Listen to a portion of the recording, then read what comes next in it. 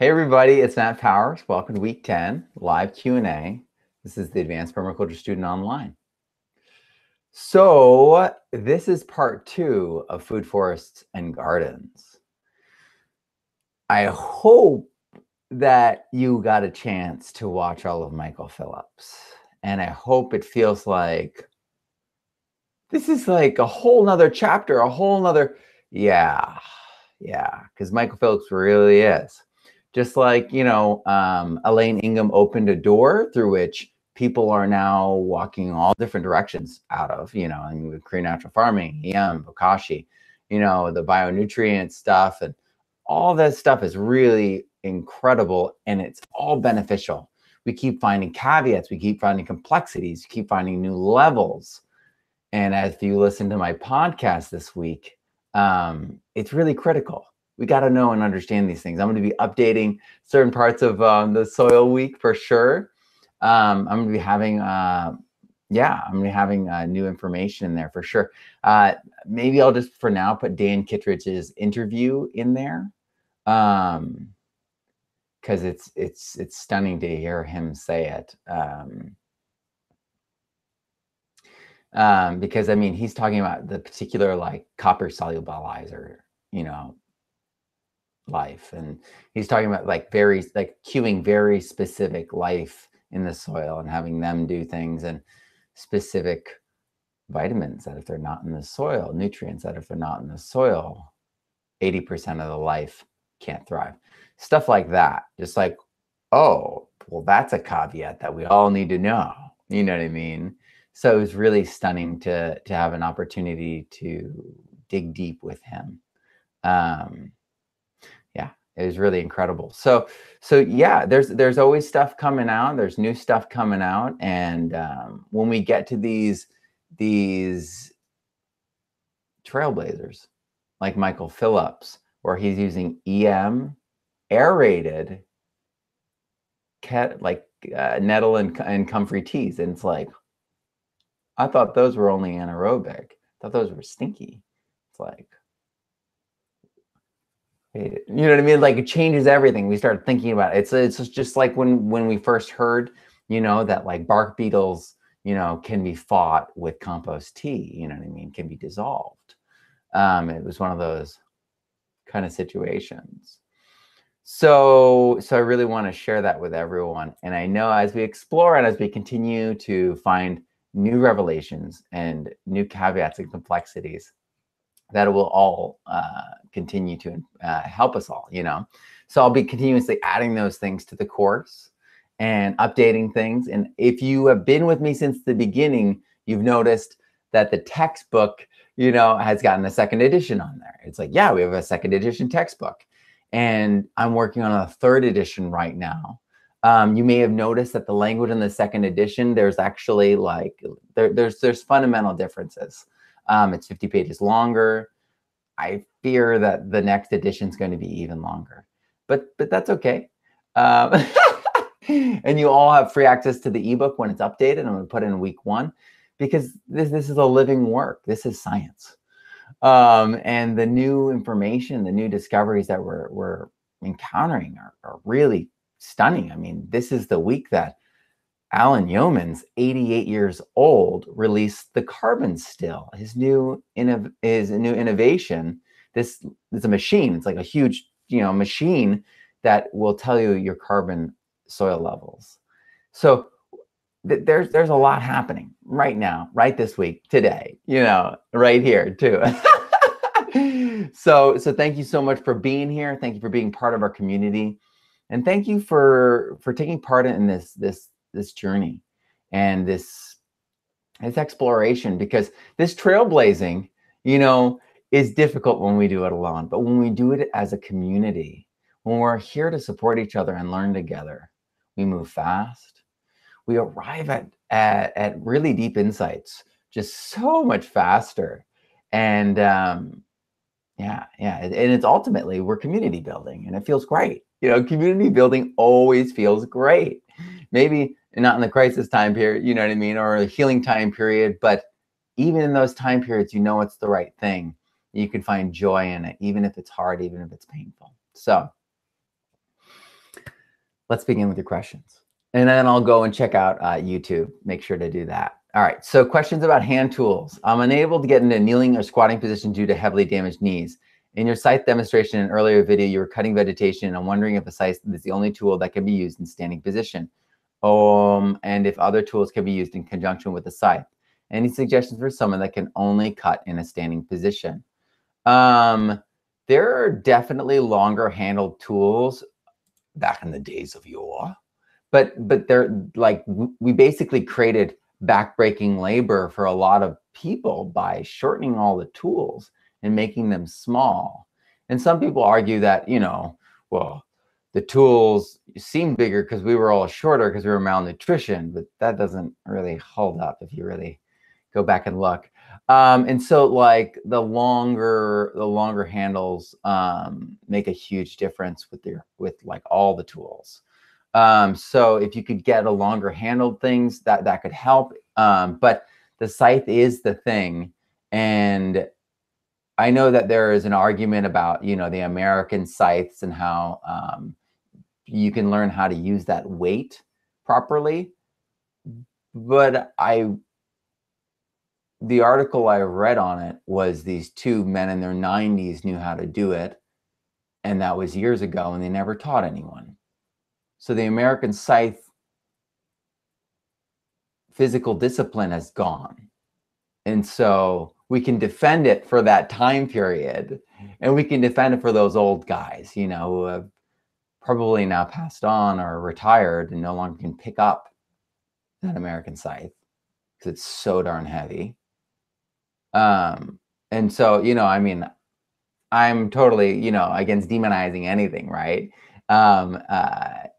You know, and so I want to look to the good attributes of everything. And, you know, someone said that I seem to just throw out like American scythes and everything, but I really feel that the lighter scythes are really important to highlight for everyone, because it's the person that is smaller and can't lift things or has an injury or has, you know, limitation of any sort at any time, because we all have different seasons of our lives, that they can rely upon that tool.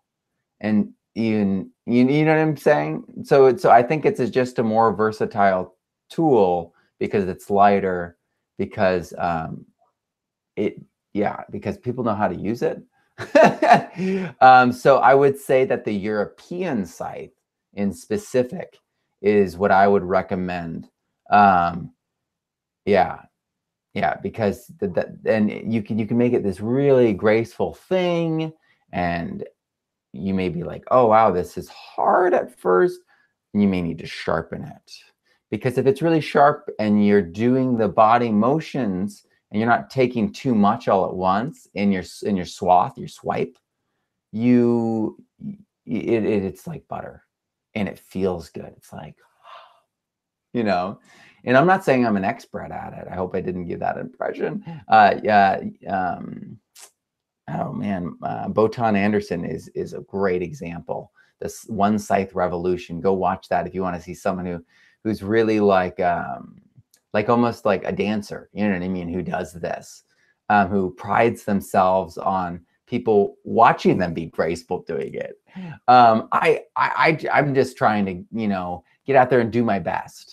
And I'm not out there practicing, you know what I mean, when there's hardly any grass or something like that. I use it when I need to. And so I also think that's really important too, to model, so that folks are like, wow, so, you know, you're not an expert, but you feel comfortable using it, and it works really well for you. So I feel like I can do it. And that's a teacher thing. And I really fall on a spectrum with my teaching. Sometimes I'm like the master at that thing, and it's like I'm the one who created it and no one's heard of it. And it's like, you know, but that's pretty rare. Almost everything is on the spectrum of learning and growing for everyone. And then you take me out of that context, you know, of where that mastery is, and apply those same exact skills. And it's like, well, I now need to observe and rely. But that's just the way it goes. So So yeah, I really think that the European scythe is important. And yeah. So I also think that there is a deep need for a revisitation of our tools. And that's what Daniel Lawton implied, I think, with a lot of what he was discussing. He kept saying, like, this is a prototype and this is something I tried. And he has been trying to not only recapture, the lost art of tool making, but also to tweak it and try to take it to that next level at the same time. He's been working on that for many, many years. And so I think that there's a great need, and we could see a lot of tools that we've never seen before be invented and innovated. All right, I'm going to keep with your questions. I'm going to go laterally.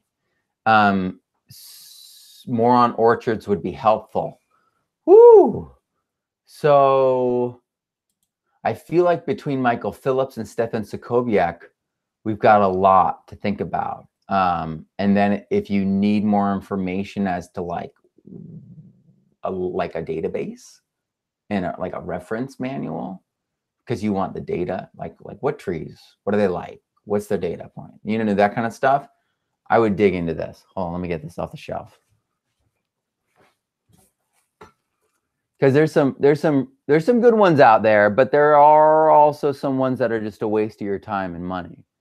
And so I want to make sure I grab, there it is, Trees for Gardens, Orchards, and Permaculture. This by Martin Crawford is an agroforestry book from the UK, and it really is awesome, just massively awesome. And yeah, it's Permaculture Magazine, supported by Permanent Publications, distributed by Chelsea Green. It's all the normal people that we know, and it goes in, and it's really straightforward. It doesn't try to be ostentatious or anything like that. It's really just trying to give you the best information, and it's just so thorough. Tapping trees for sap, I mean, it's just really stunning. And so you're like, well, that just looks like everything I already know. Well, let me just go right here to the tree names and just read some through for you. Because have you heard of the heart nut? That's something that I really want to get into. If I could find your table of contents, that would be great. Your introduction comes before your table of contents. Do you have a table of contents?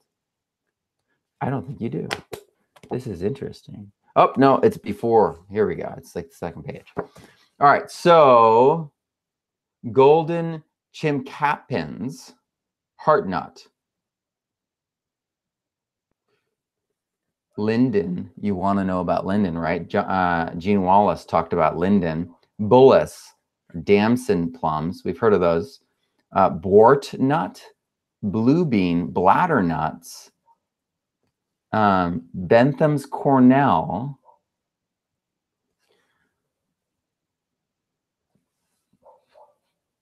monkey puzzle tree, that's a great one. Medlar, oh, that's a great one. Paper mulberry. Woo! Don't run away. Sour cherry, that's a fun one. Snowbell tree, rowan, quince, pine nuts, plum yews, Perry pears, pepper trees, tune, wax myrtles, white beans. So there's things that are off the beaten path here, and I hope that if you don't have something like this, write those names down and go look them up, because there's a lot there. My dog is barking again. Yeah, so we're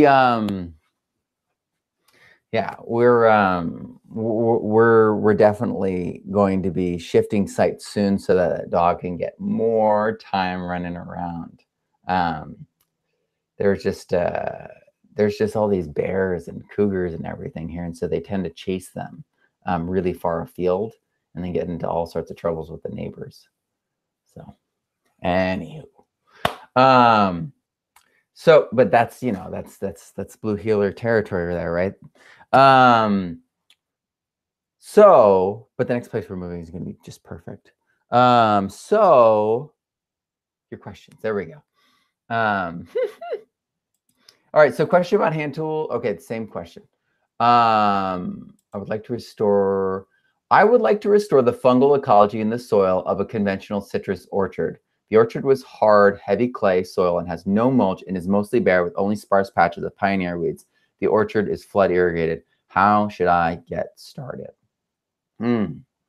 Okay, so this is the situation you find commonly like across the Central Valley, where it's a clean growing space.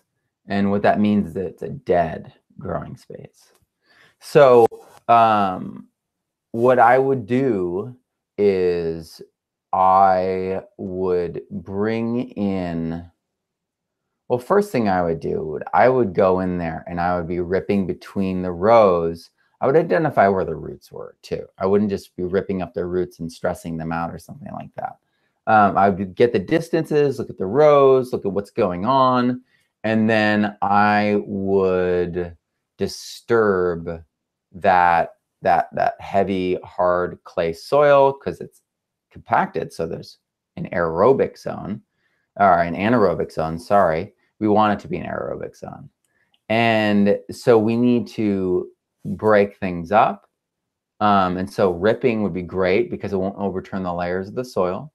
It will just provide a rip that will heal up because that clay and that when the rain comes, will just swell back up and heal. So you're not doing any damage. And so you run through that, you put some compost tea down, and then you lay down mulch, like a ton of mulch. And you're like, oh, but the grass is just going to grow right up through that mulch. And then it's like, yeah, that mulch will turn into soil. It'll be fine.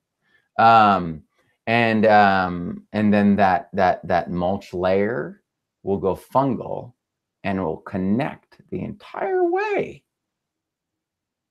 Like literally, like that blanket that you're covering the whole orchard with will become a single fungal mycelial mat.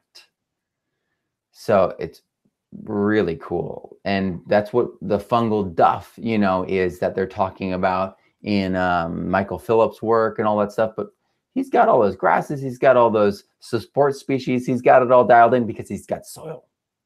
So you're gonna have to bring that soil back, infiltration. So I would lay down just tons of wood chips. I would be like the local chip drop. I would look up makesoil.org and I would sign up as a soil maker, set up your drop-off site, and just have people in your neighborhood, in your bioregion, just start dropping off all of their food scraps, all of their wood chips. And the food scraps, you're like, oh, well, I don't want to put like just raw food down. Well, yeah, you're gonna have to compost that.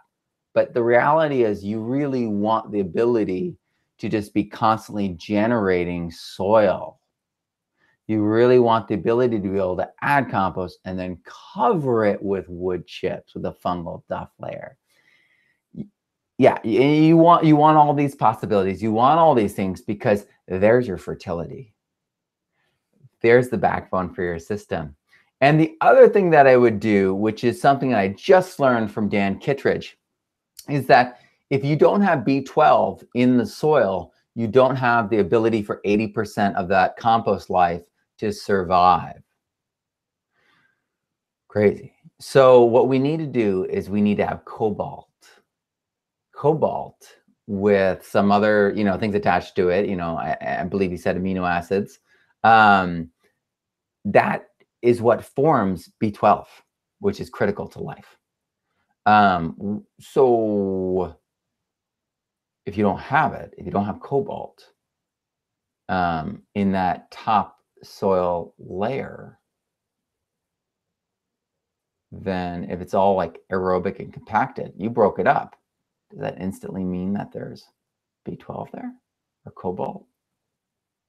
It may be down there, feet deep. It may be, you know, be down there. But is it accessible? It might not be. Those tree roots that they planted they might not have ever gone very deep because they've been fed on a drip. So the roots had no reason to go deep. So there's a lot to this.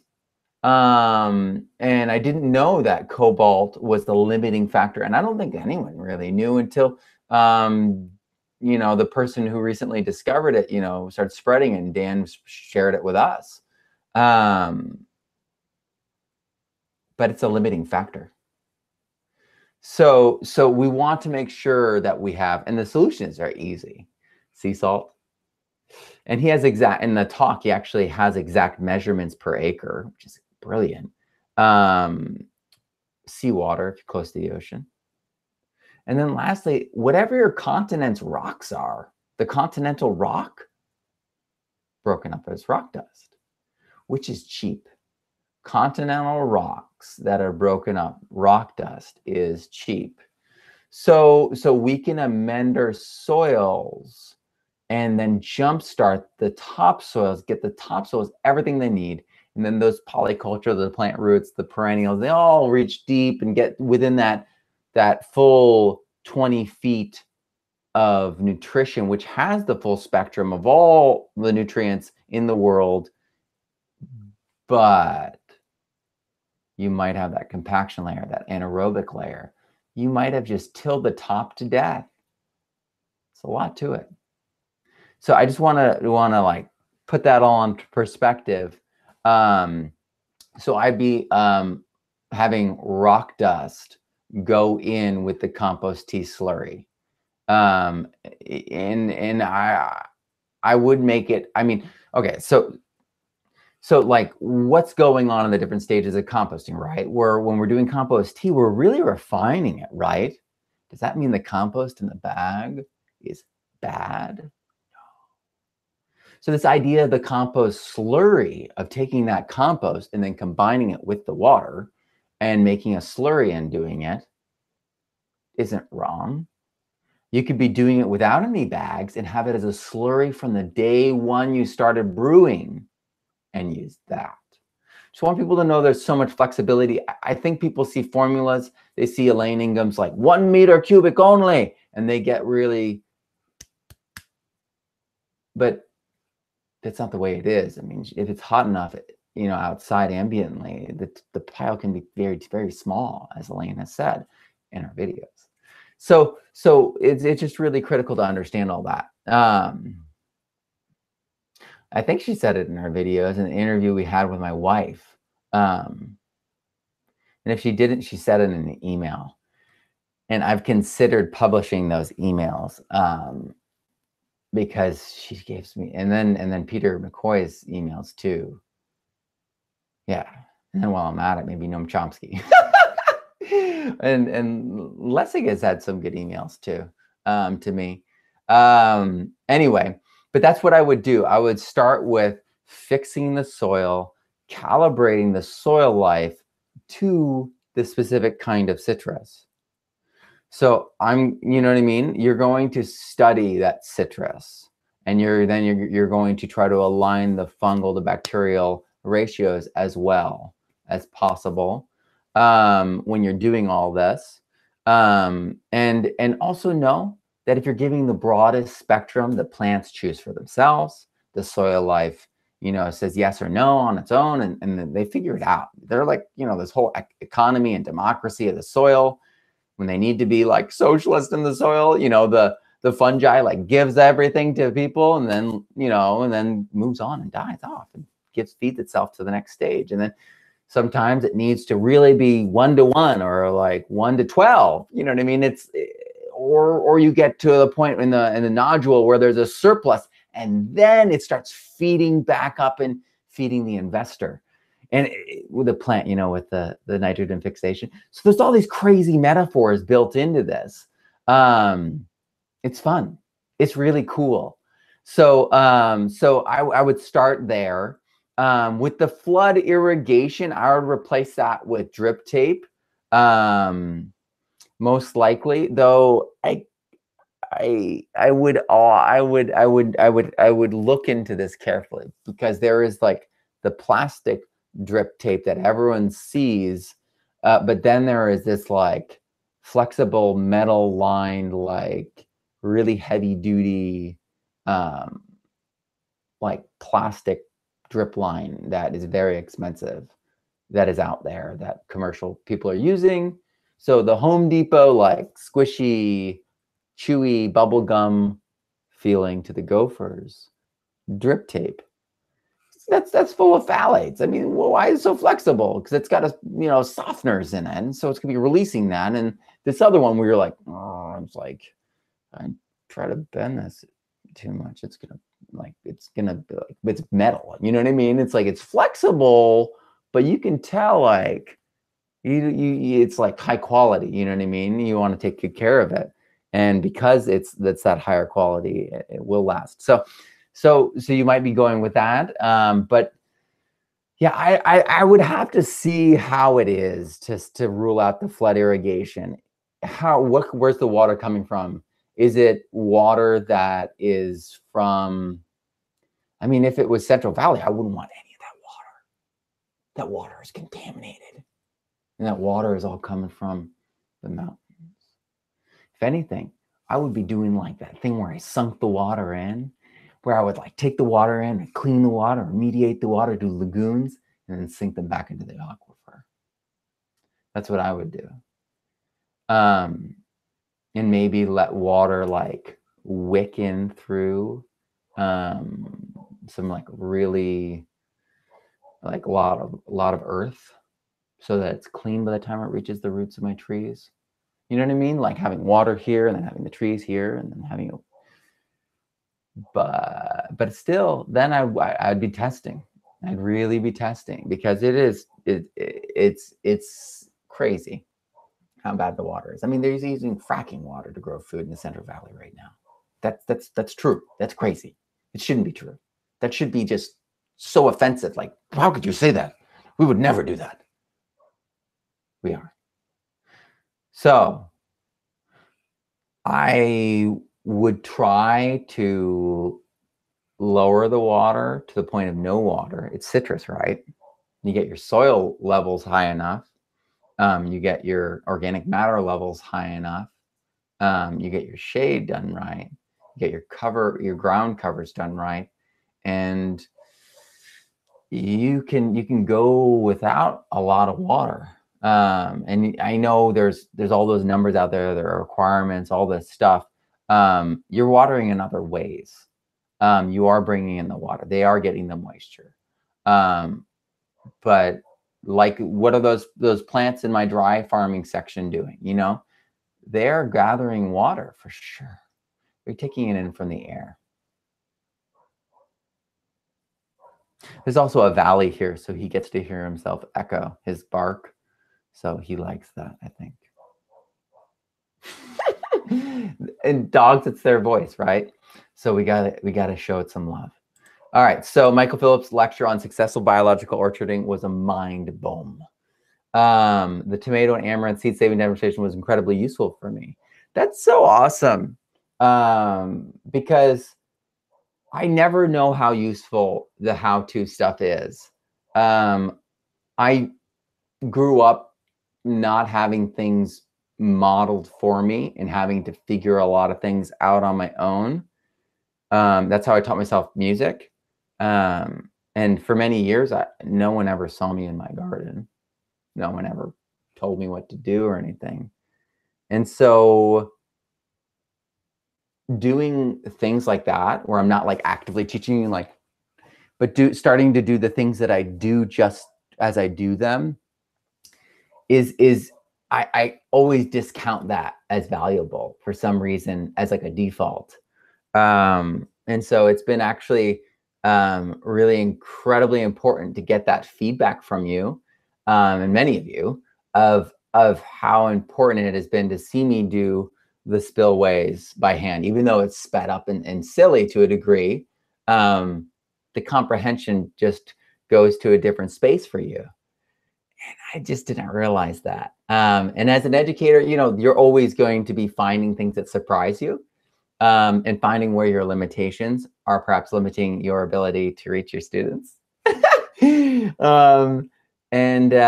so I am planning because I've seen this again and again. I'm planning, as we transition onto our new homestead, as we set up our new farm, to really dial in and focus more on seed saving, farming, and how to, as really the part 2 of this course.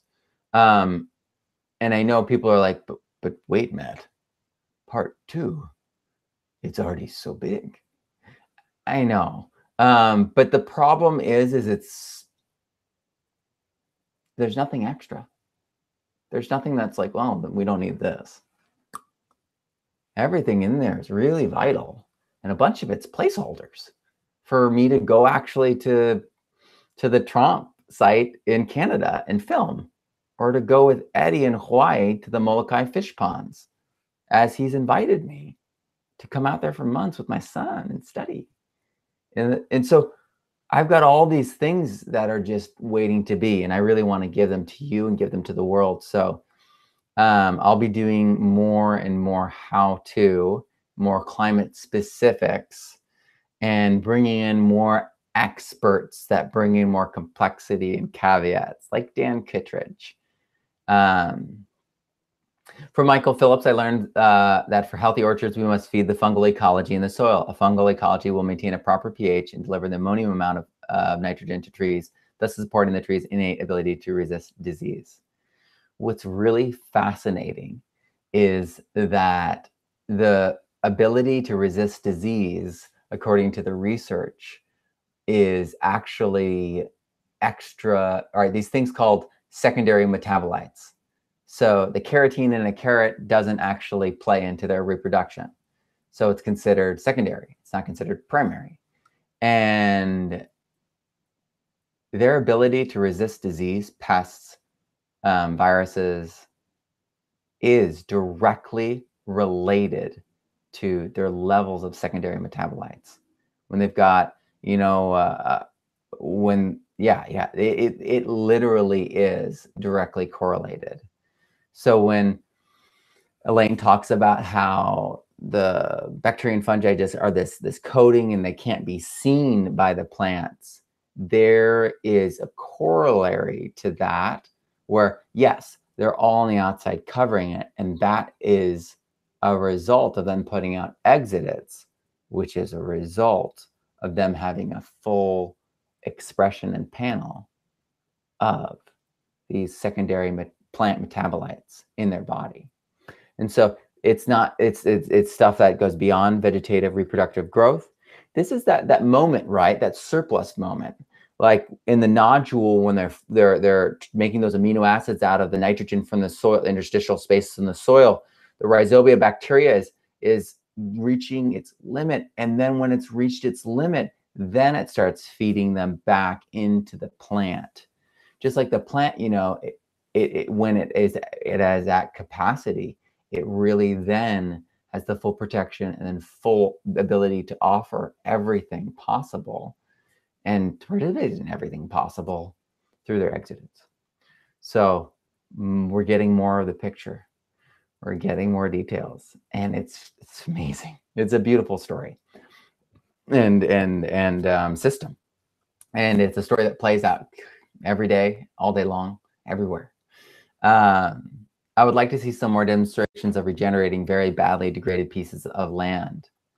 Yeah, and I think that those stories, while they will come later in the course, like I have the case studies later in the course, those stories are more apparent now than they were 10, 20 years ago, because we've had time to have enough people implement these practices, and enough people that there's the outliers that are really good. And then there are the people that are mediocre, are raising their level. Does that make sense? Like when people just start off, they're those outliers who are like the trailblazers, they're leading, and everyone's like, oh, and then they get like the people who are mediocre at it start rising to their level. And I think that's what's happening, is the people that just heard about permaculture and just started dabbling in it 10, 20 years ago, their sites now are the world-class things, because it's taken that long to develop into that amazing, mature, perennial food forest of delight and all those things. So I've seen a really great before and after going around lately of a site that's really cool. I want to interview them on it. So thank you for reminding me. I'm curious about hyacinths.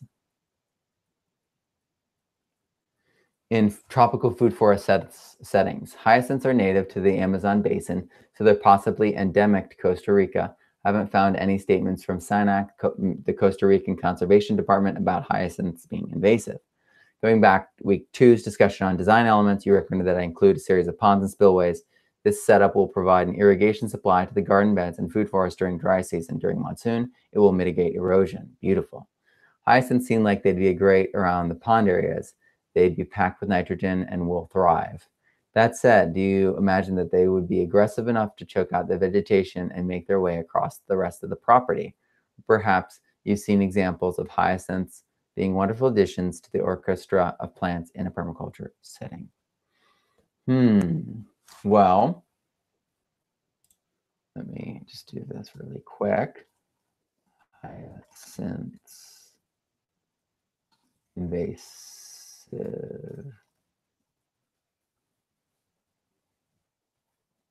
Yeah. So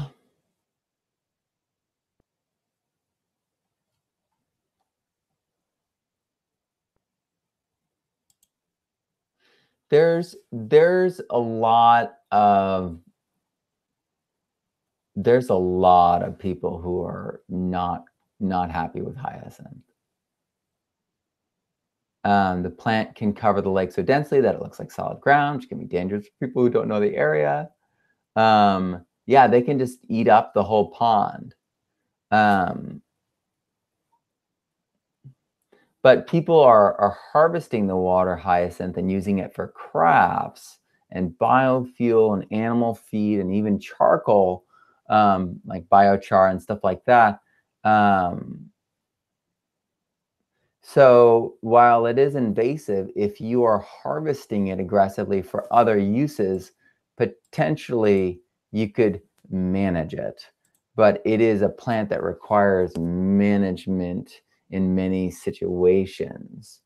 So I would add it and observe it carefully and keep an eye on it. And I would be prepared to go in there and control it regularly. So keeping that in mind, I would talk to other people in your area. I can't imagine that someone hasn't in Costa Rica used water hyacinth in an aquaculture setting. There's so many permaculture sites down in centers down in Costa Rica. So yeah. Oh, wow. The seed saving was the most exciting part of this week's lesson. That is awesome.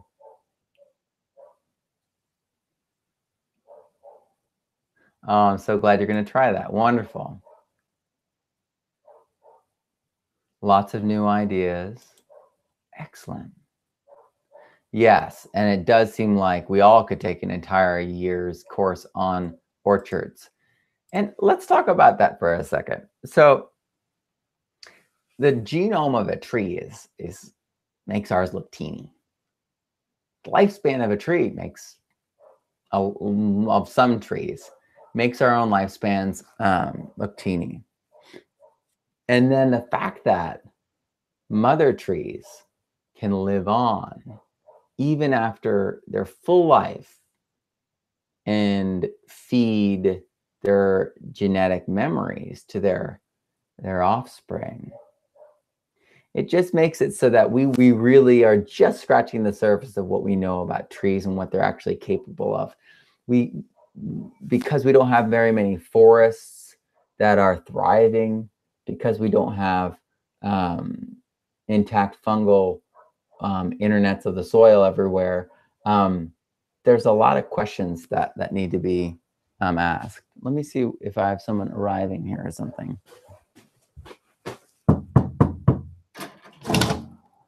What? Shh. He's just having fun. His tail's going like, oh, Bruno. All right, so here we go. Okay. What time of year is best for harvesting dormant fig cuttings for rootings? I believe it is when their buds are forming, when the energy is returning to those areas. And then when you cut it, it has that energy for growth, vegetative growth in it. And then you're isolating it. And it's like, oh my gosh, I'm isolated quick. And then it starts setting out roots, especially if you're doing compost tea, especially if it's in sharp sand. But you could put it also in the ground in many climates and just like literally cut the branch off and put it in the ground, walk away, and you'll have a fig tree grow. So it really depends, especially if you're using willow water with it. I put them in an unheated greenhouse. I lived in a very warm area though. I believe this is Gavin. And Canada is going to be cold. So yeah, no, I did it in an unheated greenhouse in a warm climate, a Mediterranean one. Is starting them inside later, early spring, winter, okay? Sure, if you have the means to do that. Have you ever taken cuttings from a peach tree before? No, but I have from a persimmon tree, and I got that to root. And that's pretty hard to do comparatively to like grape and fig. So I've done that. Do you know of any plant guilds that people have had success with that include hemp or cannabis? Yeah, people in California have been using cannabis as an understory in food forests for a while now. And they're just using it right alongside their fruit trees, like on their swales, right below their fruit trees. If not, what would you suggest for other members to include in a plant guild that has cannabis or hemp in it? Pollination is one of the intended goals with an emphasis on including compatible food or medicine plants. So let's talk about hemp or cannabis. It doesn't matter, either one. So we go back in archaeological history and we find cannabis with people for thousands and thousands and thousands of years. And people are like, they're eating the seeds and they're using it as a fiber. But then nowadays, when you look at what we're doing with hemp, we've discovered something fundamental. Hemp has no ceiling that we found yet for nitrogen. That means that hemp could become a monster of like mythical proportions. When you use synthetic nitrogen, you destroy the soil. It cuts the organic matter and makes it soluble so that you destroy the soil structure and the soil organic matter and carbon all at the same time. Corn, you hit a ceiling and you start burning the corn with nitrogen, right? Remember the nitrogen, the chicken manure that burned your plants? Similar to that. Hemp doesn't have that issue. Like hemp has no ceiling. So they're putting 200 pounds per acre of synthetic fertilizer and they're not seeing burning. The plants are just getting bigger. It's very dangerous. That means that like within a few years, all those farmers trying to cash in could destroy all their fields, like faster than we have at any point in history. So the idea that hemp is the solution, is a huge caveat there, huge complexity there. If it's done regeneratively, ethically, sure. So, you know, and that means there's cover crops. That means you're relying heavily upon legumes. That means you're using, you know, like a glomeromycota inoculation so that there's 10,000 times more uptake of phosphorus. And you're doing all these things to ramp up the nutrition without using the synthetic nitrogen. And so that's manure, that's the cover crops, that's urine, that's anything you can get. That's inoculants. It's crazy, but you basically, we have to set limits on hemp, on what we do with it, because it's like we literally get to the ceiling of what we can do regeneratively, and then the thing can still eat more. So we really have to be aware of that and be very, very careful and vocal about that. Don't get me wrong. I want hemp clothes. I want like hemp sails, you know what I mean? Not to have to be imported from all over the world. I grew up, my dad from Iowa, who grew up removing hemp from the ditches, the ditchweed to him. And it just irked him his entire life that we were dependent upon foreign cannabis, foreign hemp for all the roping sails and all different things for the Navy. He was a naval officer. And so he always brought it up. And so I grew up not even associating hemp with cannabis. And so, I just thought like hemp was this lambasted plant. And then they started being connected in my teens. Maybe that was the way it was for you too. But yeah, I wouldn't do a field of just hemp, like all the pictures. I wouldn't do that. Destroy your field. I mean, I really would nix it in gently, because that plant is your heaviest feeder. People talk about how like squash and corn are heavy feeders. Not like your hemp. Not like your hemp. And people are like, wow, hemp like pulls all the toxins out of the soil. I'm like, yeah, it's got a big straw and it pulls everything out. And that's probably why, it has all these health benefits too, because it's just pulling so much out of the soil. But yeah, we gotta keep our thinking caps on, as Joy Beckerman, Hemp Ace International herself says in our video in this course. So we got to keep our thinking caps on, because that's really how things get co-opted. Is they take the idealistic, they take the generalized, they leave behind caveats, complexities, and they then co-opt. So we really need to make sure that we keep those caveats in there and those complexities in there. Did those bioluminescent fungi you mentioned in the video ever turn out? I really love the idea of inoculating them for a magical nighttime ambience and a habitat for unique critters. That did not establish. That was the only jar that went bad. Actually, we've had the power go off for almost a week at a time. Some people are like, message me and be like, Matt, I want you more active. And all of a sudden, I've tried to be more active lately, but we've had the power go off like a lot. We've been living on a generator regularly. So things have been kind of crazy. So my jars, so they're all pancaked. Like what that means is that the mycelium is all growing into a pancake on top. And that's okay if your goal is to turn it into mycelium and then turn it into medicine. And that is our goal.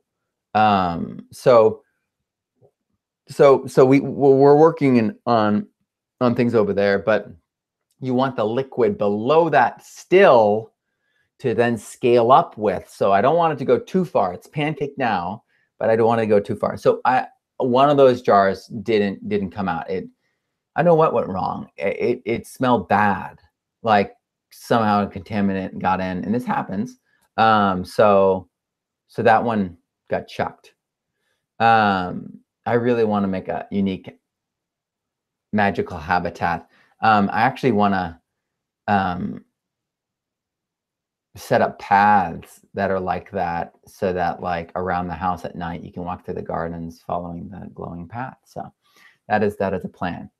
Okay, so taking cuttings, info, bricks, meters, those are all new. Those are all fine. You found them the most interesting. Awesome. time lapse of cuttings from being in the rooting stage to being in their own pots, and then how they grow in the first year months and how they're cared for would be cool. Okay, so I can explain that because I can't go back to that garden really and show you those things from here. But there's like other people living there, and there's other animals there now and stuff. But basically what happens is it's really cute. You put that cutting in there, and then it just shoots up, and it's like super skinny, and it's like, and so your job though is then to guide it. And so you want it to grow straight. You want it to not have a branch that just pokes you right in the face as it comes out into the path. So you're going to want to actually remove all the branches, the little suckers and the whole things, leave leaves, but the branches and everything, and then have it all on top. And remember, you know, trees, the branches don't move when they grow outward. You know what I mean? They don't shift around. So you remove those, and then it grows out. And actually, the energy that was in that spot that would have been a knot if you let that branch grow now can turn into more dense wood, because all the energy for that area stays in that area. So that's what I would do. And also I would review Michael Phillips, the way he talks about the physiology of a lot of these things for how to manage it as it grows. But yeah, a time lapse would be really fun. I want to get a time lapse camera. I want to get a slow motion camera actually. So, and then the next one was one thing they needed was more time. So they felt that it wasn't enough time for these 2 weeks of food, forests, and gardens. That's very interesting. People have said the same thing about soil. In 2 weeks, we'll have another integration week, another break to allow people to have more time and to catch up. Do you all think that we should do break weeks every 4 weeks? Or, I mean, I'm really kind of flipping it the other direction, where I'm going to be removing the word week from the sections, and we're going to have monthly lives, and we're going to try to make it more self-paced feeling so that people don't feel as much pressure. Yeah. So that's a real thing I'm working on and thinking about and planning. So do they put biochar around the orchard ground or other dressings, wood chips? I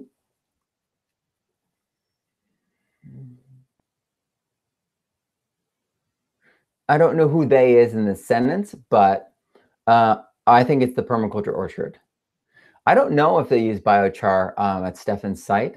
I don't know if they use biochar with Michael Phillips. I would imagine that Michael Phillips would use biochar and would find that to be beneficial. And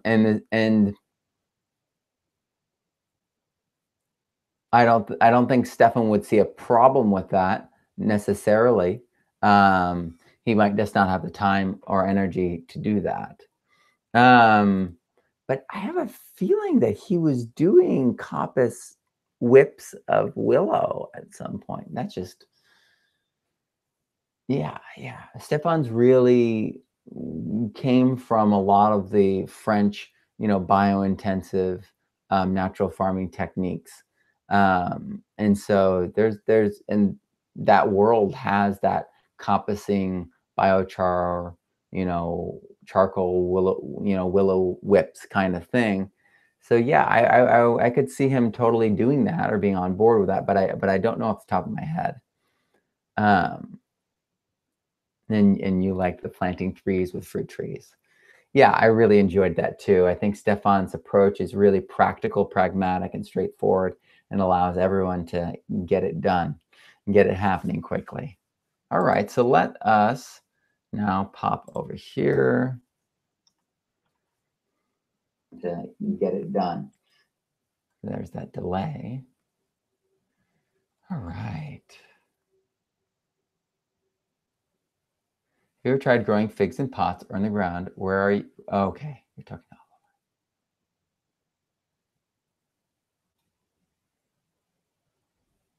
Chicago hardy figs might very well grow um, in certain places in Canada and microclimates. They're very intense. I had Kyler Rice give me a Chicago hardy fig that we left outside in a Missouri winter, and it was fine in a pot, not in the ground, in a pot. It's crazy. Yeah, it was awesome. So with some added protection, could those work? Yeah, I think so. A lot of people in the northern climate will wrap their fig trees in blankets over winter. It's such love.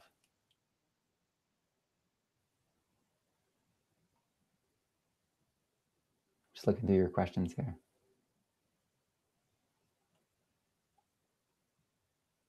And then along the coast, remember that the microclimates extend all the way into Canada. So BC and the Pacific Northwest are basically the same, especially those islands.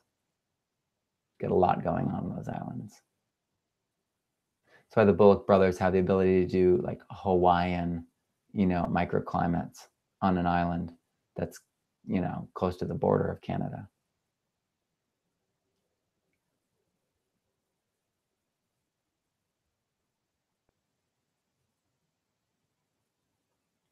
Still looking for questions.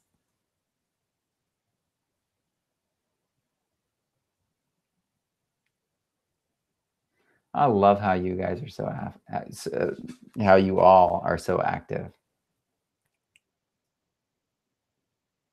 Secret Life of Trees is such a wonderful book. I feel like it should be a movie, like a beautiful, beautiful romantic movie that just stirs the soul. I feel like Braiding Sweetgrass should be a movie.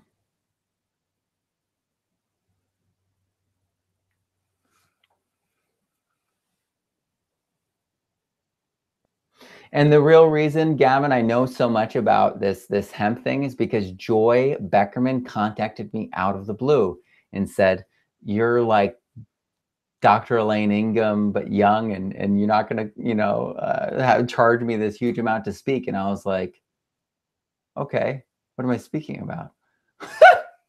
And then she told me, and I was like, she challenged me basically. She's like, "This is the problem," and I was like, "Whoa."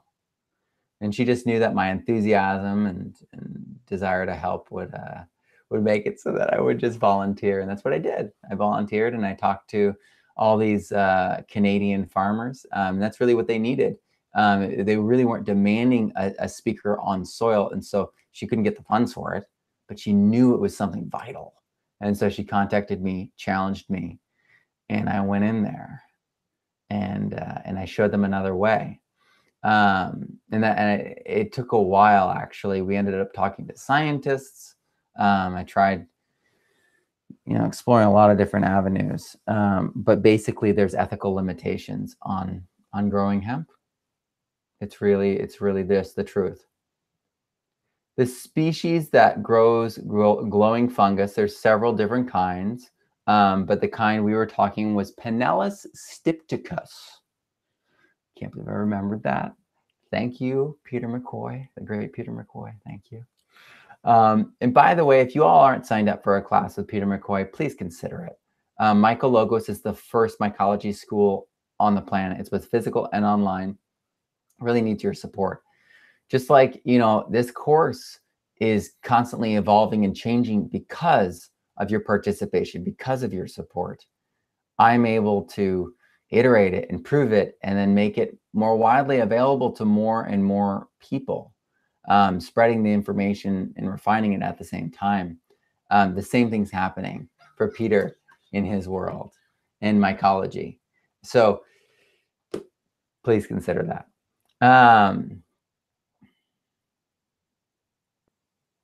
Oh yeah, Michael Phillips mentioned he makes his own biochar. Sweet. In the northern climate, it's kind of like you either make biochar or you burn it. Like they're people burn piles when they've got excess wood, and they can make a pile of it and leave it and then have critters move in and have pest problems, or they do something, you know what I mean? And I think that the biochar is the best solution for the people who are burning, because it's just as fast and then they get a benefit. Wait, there's a movie on The Secret Life of Trees. Oh, Secret Life of Plants. Yeah, I've heard of that. But Secret Life of Trees would be, based on that book, would just be so cool. What? Oh my gosh, there is a movie I get to show my children. Thank you so much. Well, that is quite a note to end on. There is a movie, according to Denise, that is The Secret Life of Trees. And I'm really excited to watch it and to share it with my family now. And to, highlight it and share it with the world. So thank you for participating. Thank you for asking such good questions. Thank you for supporting this course, supporting the regeneration in general. I mean, you all are the ground level upswell. We all are together. And I just feel so fortunate to be your facilitator, to be here with you, to help you on your journey, to help you reignite your community, your family, and your life. I'm Matt Powers. Grow abundantly, learn daily, and live regeneratively. And I will see you soon. I'll see you next week. And if you've got questions, if you have questions about the affiliate program, you have questions about your garden, your food forest, please reach out and we'll be able to help you. And pose those questions in the course, because I immediately get notified and I answer all of those. I look at all of those in the course, all the questions. So please feel free to do that, because I will be there. Oh, I'm going to go to this other screen. Here we go.